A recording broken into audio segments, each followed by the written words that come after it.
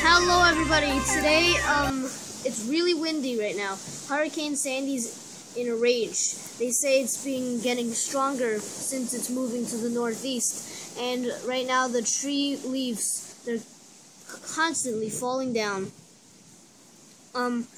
There's light precipitation, and the ground is all leafy.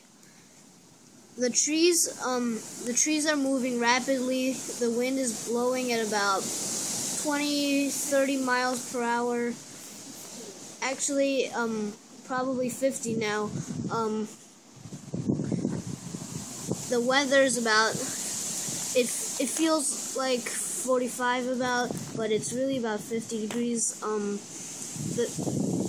It's really windy, and I'll catch you guys later when the real thing starts.